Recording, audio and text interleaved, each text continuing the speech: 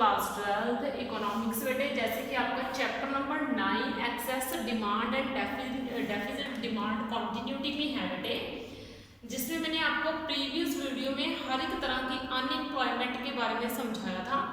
आज मैं आपको ये पता होना चाहिए कि चैप्टर में हमने रीड क्या करना है। हमने पहले डेफिसिट डिमांड की सारी प्रॉब्लम रीड करनी है कि डेफिसिट डिमांड होती क्या है, डेफिसिट डिमांड के कारण क्या है, क्यों डेफिसिट डिमांड आती है और हम उसका सोल्यूशन कैसे निकालते हैं। ठीक है, उसके बाद फिर हम करेंगे एक्सेस डिमांड के बारे में बात कि अगर डिमांड ज़्यादा हो तो उसको कम कैसे किया जाए, या फिर हम ज़्यादा डिमांड की प्रॉब्लम कैसे आती है उसका सोल्यूशन कैसे फाइंड करते हैं। ठीक है, अब देखो सबसे पहले हम डेफिसिट डिमांड के बारे में रीड कर रहे हैं, तो सबसे पहले मैं आपको समझाऊंगी कि डेफिसिट डिमांड की प्रॉब्लम है क्या है एक्चुअली।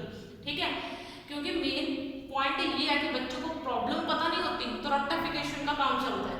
तो सबसे पहले आप समझो कि डेफिसिट डिमांड की प्रॉब्लम का मीनिंग क्या है।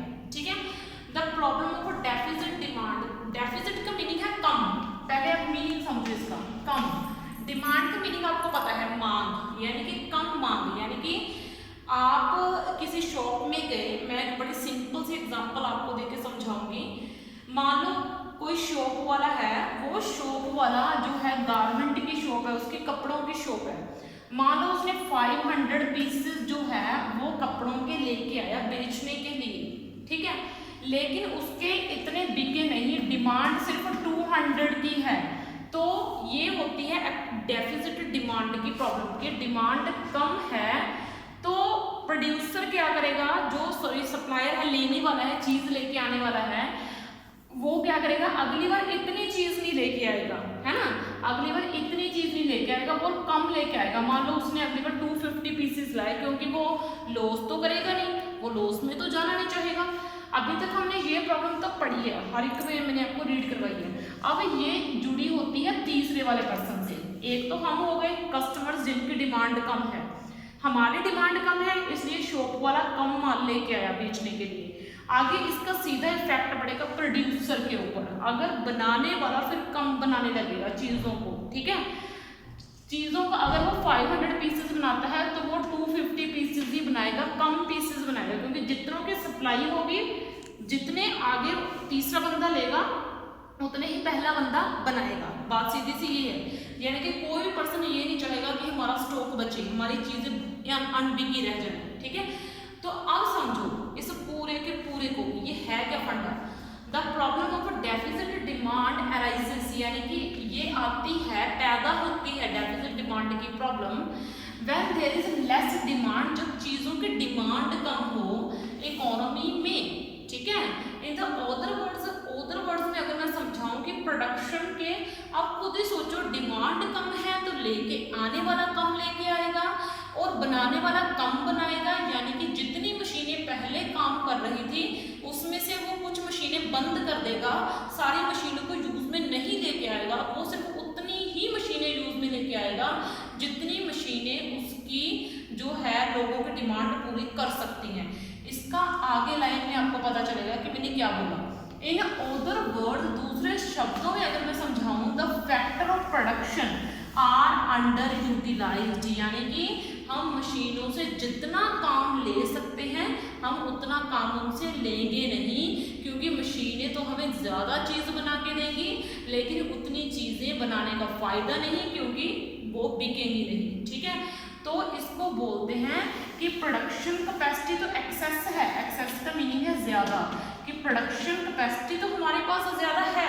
ऐसा नहीं है कि हम चीज़ें बना नहीं सकते, हम बहुत बना सकते हैं, लेकिन हम इंक्रीज नहीं करेंगे सप्लाई को, हम चीज़ें बनाएंगे नहीं। क्यों नहीं बनाएंगे, क्योंकि डिमांड ने तो बढ़ना नहीं है। जब डिमांड नहीं बढ़ेगी तो चीज़ों को बढ़ाने का फायदा ही क्या है। ठीक है, तो ये सारी प्रॉब्लम होती है आपकी डेफिसिट डिमांड की प्रॉब्लम। अब मैं आपको फिगर में समझाऊंगी।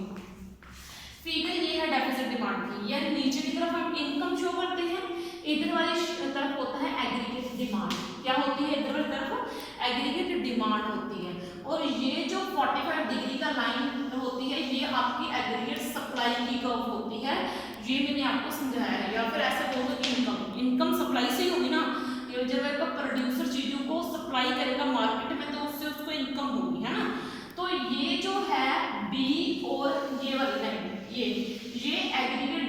वाली लाइन है और ये भी एग्रीगेट डिमांड वाली लाइन है। अब ये दोनों लाइंस कैसे मैंने बना दी, ये क्या रिप्रेजेंट करती है, मैं आपको समझाती हूँ। देखो ये तो है कि इकोनॉमी में यहाँ पे इस चीज का ध्यान देना, ठीक है, कि ये जो लाइन है ये मैंने उतनी चीजों की लाइन बनाई है जितनी चीजें प्लान की जा रही हैं, कि इकोनॉमी में इतनी चीजों की डिमांड है तो इतनी ही चीजें हम प्रोड्यूस करेंगे। यानी कि यहाँ पे इक्विलिब्रियम आ गया सप्लाई का, यानी कि सप्लाई और डिमांड यहाँ पे इक्वल आ गई, यानी कि इतनी चीजें इकोनॉमी में प्रोड्यूस करी जाएंगी। देखो इतनी चीजें जो है इकोनॉमी में प्रोड्यूस करी जाएंगी जहां पर हमें इक्विलिब्रियम मिलेगा। इक्विलिब्रियम का मीनिंग है जहां पे सप्लाई डिमांड के इक्वल होगी उतनी चीजें हम क्या करेंगे, इकोनॉमी में प्रोड्यूस करेंगे। लेकिन हमें अगर फुल एम्प्लॉयमेंट लेके आना है, फुल एम्प्लॉयमेंट का मतलब क्या है, हमें कंट्री के सारे रिसोर्सेज यूटिलाइज करने हैं। यहाँ पे रिसोर्सेज अंडर यूटिलाइज हैं, इतने रिसोर्सेज अंडर यूटिलाइज हैं, ये देखो इतने रिसोर्सेज, अगर ये रिसोर्सेज यूज हो जाएं, तो हमारा फुल एम्प्लॉयमेंट यहाँ पे आ जाएगा। ये तो है जितना अब हम कर रहे हैं जिसके कारण हमारी डिमांड कम है, लेकिन अगर मशीनें यूज हो जाती तो इतना हो जाता। ये एग्रीगेट डिमांड ये फुल एम्प्लॉयमेंट के लिए नेसेसरी थी, यानी कि अब डिमांड इतनी चाहिए, कितनी, इतनी, तो ये सारे का सारा क्या है, हमारी डिमांड का घाटा है जो हमें पड़ रहा है, यानी कि ये सारा डेफिसिट डिमांड है, हमारी डिमांड में होने वाली कमी है जिसके कारण हमें लॉस में जाना पड़ रहा है, हमारी कंट्री फुल एम्प्लॉयमेंट की कंडीशन में नहीं है। तो इसको बोलते हैं एक्सेसिव डिमांड की आपकी प्रॉब्लम। तो बाकी नेक्स्ट वीडियो में